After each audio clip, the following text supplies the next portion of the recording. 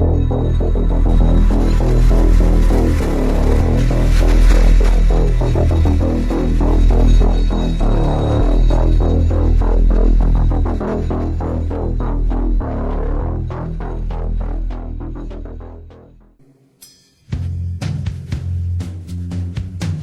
name is Nassine Saabs. Let me ask you a question. Has anything ever happened to you that you couldn't explain? That made you feel sort of foolish when you tried to tell somebody about it? Well, if it has, you have plenty of company, as you'll soon see.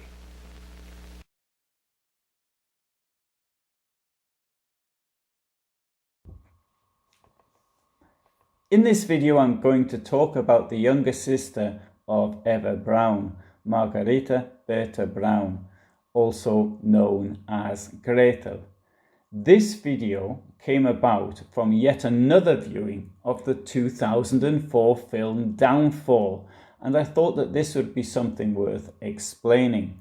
Gretel herself does not appear in the film, but we see her husband. And we've seen many parodies of her husband, Fegelein.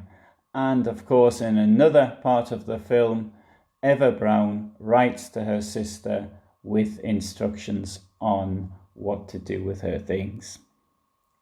Gretel was born on the 31st of August 1915 in Munich. Her father, Friedrich, known as Fritz, was a master carpenter and a teacher and was born in 1879. Her mother, Franziska, known as Fanny, was a seamstress born in 1885. So therefore, she was only 4 years younger than her daughter's husband. The couple had 3 children, all girls, Ilse born in 1908, Eva born in 1912, and so Gretel was the youngest. In April 1932, she started to work at the photo studio of Heinrich Hoffmann in the sales department. As the official photographer for the Nazis, Hoffmann's business was expanding as the party was now the largest in the Reichstag. Eva had already been working there for 2 years, and by this time had met Hitler and had been out on dates with him to restaurants and to the cinema. Hoffmann may have wanted to do his friend Adolf a favour in employing Gretel, but in any case he needed the staff. Gretel had probably met by then the now famous extreme right-wing politician who was about to become dictator. There were 2 sides to Hitler's character, and with women he could be extremely charming, which some put down to his Austrian upbringing. One assumes that the 16-year-old could have liked the 43-year-old father figure with the funny accent and the old world charm who was dating her sister. In August 1935, much to the chagrin of her father Fritz, Hoffmann, on instructions from Hitler, got Eva a 3-room apartment in Munich, and in the following year a house in Bogenhausen, a rather wealthy district of Munich. Gretel spent a lot of time with her sister Eva at the Berghof on the Obersalzberg above Berchtesgaden. Thanks to their keenness on photography and filming, we have a lot of resources to look at from this period, showing the inner life of the Nazi dictator and his circle. For example, here we have a photograph of the Munich wedding of Marion Schönemann on the 7th of August 1937. Marion was a friend of the Braun sisters. She was an actress from Vienna, and she did not keep her opinions to herself. She would argue with Hitler, and after a while stopped visiting Eva and Gretel at the Berghof when the dictator was at home. I think he made it clear that she was not welcome. Here we have a picture from the New Year's party for 1939, the last year of peace. The following year, Eva and Gretel were at the party too, although by this time there was a war on, with food and coal shortages throughout Germany. The shortages, of course, did not affect those at the top, who continued to enjoy life as before. In this photograph, it is now August 1940, and life at the Berghof no doubt was a lot better. France had just fallen, and the end of the war must have seemed close. Only Hitler, of those in this photograph, knew of the upcoming attack on the Soviet Union. However, that attack took Hitler to East Prussia, to the Wolf's Lair, and he spent nearly all of his time there from June 1941, meaning that Gretel and Eva Braun spent even more time together. In this photograph, we can see the Braun family together around 1943. Fritz Braun, now aged 58, is in uniform. When Hitler was away, Gretel and Eva Braun lived at the Berghof, but the older sister preferred to be in Munich. In 1943, Eva returned to her old job at Hoffmann's studio, whilst Gretel attended the Bavarian State College for Photography, then called the Bayerische Staatliche Anstalt für Lichtbildwesen. Whereas Hitler appears to have worried about her, he telephoned her after bombing raids and wanted to be at the Berghof out of the way of Allied planes. There was an air raid shelter in the house in Munich, and she had 2 SS bodyguards. At the times they were at the Berghof, Gretel enlivened the formal atmosphere with jokes, cigarette smoking, and flirting with the orderlies.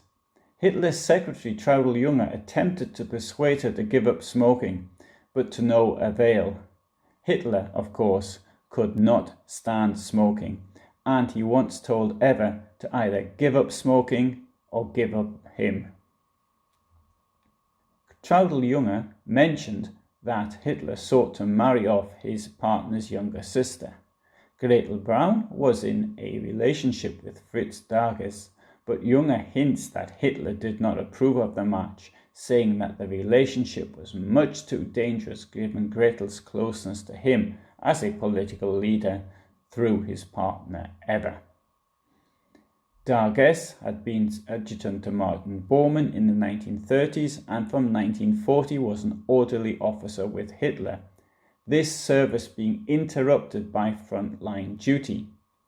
He fought in the SS Viking division on the Terek in southern Russia and was seriously wounded there on the 28th of September 1942. From March 1943 to the 18th of July 1944, he was the personal adjutant to Adolf Hitler. Alongside security for Hitler, part of his duties including keeping Eva Braun amused, and part of this amusement was having a relationship with her sister. On the 18th of July 1944, during a conference at the Wolf's Lair, an insect began buzzing around the room, landing on a map several times. Irritated, Hitler ordered Darges to dispatch the nuisance. Darges suggested that it was an airborne pest, therefore the job should go to the Luftwaffe adjutant Nicolas von Below. Obviously meant as a joke, but Hitler didn't take it that way. Hitler took Darges aside, dismissed him on the spot, and had him transferred to the Eastern Front. As it turned out, this might have saved his life from Stauffenberg's bomb only 2 days later. However, by the time of the dismissal of Darges, Hitler had left the Berghof for good and Gretel was married. She had met SS Gruppenführer Hermann Fegerlein at Obersalzberg. He was the liaison officer of Reichsführer SS Heinrich Himmler to the Führer headquarters and noted for being a bit of a ladies' man. She married him on the 3rd of June 1944. The wedding took place at the Mirabell Palace in Salzburg, with Hitler, Himmler and Bormann as witnesses. Her sister Eva prepared the wedding. The wedding reception was held at the Berghof, and the celebrations at the Kelstein house on Obersalzberg lasted 3 days, which no doubt came as a welcome respite from bad news at the front. As far as Fegelein is concerned, this possibility was a marriage of convenience to get him into Hitler's family circle. That is a presumption, of course, on my part. In the film Downfall, for example, we see him trying to influence his sister-in-law Eva to talk to Hitler to get him to leave Berlin. This, of course, is in a film, but I imagine that it would be just the sort of thing that he would have done.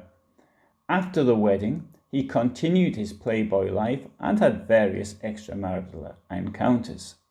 The strange thing is that whereas Hitler may not have approved of Darges as a suitable partner for Gretel, he failed to see through Fegelein.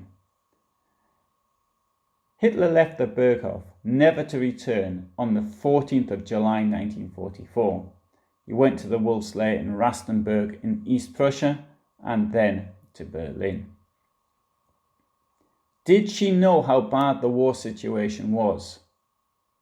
Almost certainly.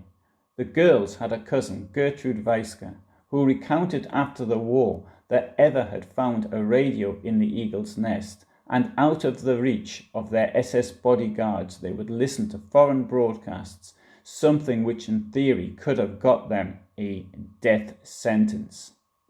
On the 19th of January 1945, Gretel and Eva Braun arrived at the Reich Chancellery in Berlin, but returned to Berchtesgaden on the 9th of February 1945, possibly as a result of Soviet troops now being over the Oder River and only 80 kilometers from Berlin. Eva Braun later travelled back to Berlin alone in order to be with Hitler. On the 23rd of April 1945, Eva wrote her last letter to Gretel, requesting that all her business papers be destroyed, but that her personal correspondence be kept and buried. At the time of writing, none of these documents have turned up. On the 25th of April 1945, a major air raid was made on the Obersalzberg by the Royal Air Force using Lancaster heavy bombers, including aircraft from number 617 Squadron RAF. They are the Dambusters, or were the Dambusters. At least 2 bombs struck the Berghof and did considerable damage to the building. On the 28th of April 1945, Fegelein deserted the Führerbunker. He was found, arrested, drunk, in possession of valuables, with a woman, and had clearly been out of uniform before he took his clothes off. It was obvious that he sought to escape as a civilian. Gretel Fegelein Braun was then pregnant and about to give birth. She was still living at the Berghof. Initially, Fegelein was too drunk to be court-martialed, but when he sobered up, he was tried. There are various accounts as to what happened next. One version is that Hitler wanted to spare him out of consideration for his heavily pregnant sister-in-law-to-be, but was persuaded to have him shot by Keitel and Bormann. If this is so, then it would have been out of character for Hitler, who demanded blind obedience, and releasing him to the Waffen-SS in order to fight would probably have only led to yet another desertion. In any case, when Hitler got news that Himmler was attempting to surrender to the Western Allies, he revenged himself on Fegelein, having him shot.